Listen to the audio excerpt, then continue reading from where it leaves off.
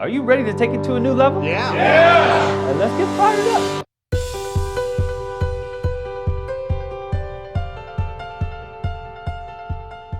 Can we do something cheesy real quick? All right, everybody just grab a partner, grab your partner by the hand, and everybody just connect in the room. Yes. We have to develop the kind of culture that embodies family, don't we? In order to succeed. And just feel, get a little woo-woo with me for a minute, and just feel the energy surging through you all. You feel that? Cool.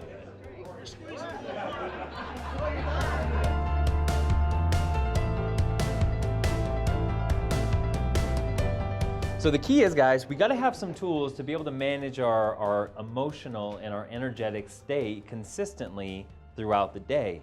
There's a time frame, and it's usually within 45 minutes to about an hour and 15 minutes is when our energy starts waning. And do you ever notice that? Like you're working away, you're working on high priority tasks, and all of a sudden your energy starts to wane, you get a little tired. That's when you need to step up and apply some of the tools that we'll go over. We've got high energy and we're operating at those high levels of joy. Do you ever blow your own mind of what you say? You say something like, oh man, that was brilliant. Anybody? Oh, yeah. And we've all had those moments, right? But those moments don't happen when we're upset, right? Those moments don't happen when we're stressed out. Those moments happen when we're operating at high emotional and high energetic states. And here's the activity to energy ratio. So the more energy you have during the day, the more likely you are to go after those high priority tasks. And remember, everything that we do physiologically communicates something to our brain. So if we're breathing shallowly, what are we communicating to our brain based on that breathing pattern? We're asleep or anxiety, exactly. It's a fight or flight pattern. So remember this, 20% of your activities, of your tasks, will produce fully 80% of your results in that day. Those are your whales. And if you know what those are, and you time block those, and you do them consistently, you're gonna be more productive than everybody else on your team. And you're gonna move the whole mission forward, you're gonna move the whole company forward by doing that.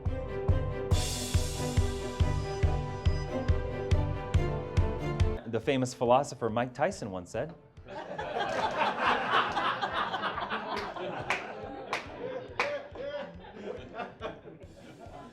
he said, everyone has a plan until you get punched. One of the wisest words that come out of his mouth. But it's true, things are gonna happen, and one of the keys is we gotta stay flexible. So for example, there's a grocery store clerk and he's stacking the shelves with groceries, right? And he's sitting there and he's just doing his thing, and all of a sudden this customer comes in and he says, excuse me, sir, I'd like to buy a half a head of lettuce. And this, this store clerk is kind of thinking, he's like, well sir, we don't sell half heads of lettuce. And he keeps stocking. And the customer says, well, surely, I'm sure you can find a way to sell me a half a head of lettuce. I don't need the whole thing, just half. And the store clerk kind of annoyed. He's like, okay, let me go ask my boss. So he walks over and walks into his boss's office and he says, hey boss, some idiot out here wants to buy a half a head of lettuce. And out of the corner of his eye, he realized that the customer had followed him into the room.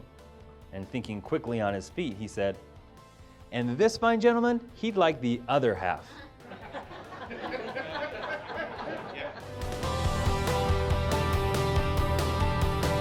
Complexity is the enemy of execution. Complexity is the enemy of execution. The more complex we make something, the less likely we are to follow through and do that thing. Our brain works in chunks, and if we avoid doing any task or any activity, it's only because of one or two reasons. One, it's either chunked too big, and how do you eat an elephant? One bite at a time, that's it. But the thing is, if something's chunked too big, we're going to put it on the shelf and we're going to do something called procrastinate. Anybody procrastinate? Yeah? The rest of you waiting to raise your hand? So the other reason why is because it's chunked in way too many details. We've got to manage our distractions, guys. If we don't manage our distractions, they're going to manage us. All right, so we got to get clear on number one, what they are, and then put in some solutions to remedy them. Roger Bannister is most famous for breaking the 4-minute mile. And along the way, this record stood for decades and nobody could break it. It went, 4 minutes and 1 second and people just simply couldn't break it. But Roger Bannister decided one day that I'm going to envision this possibility. I'm going to envision myself internally. I'm going to see myself breaking this record and crossing the finish line under 4 minutes. And then he'd go out and he'd practice every single day, every single day, every single day.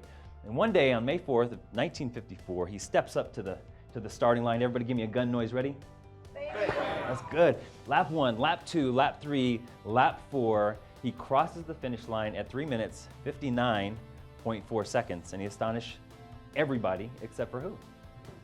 Except for himself, because he knew he could do it. He saw it first.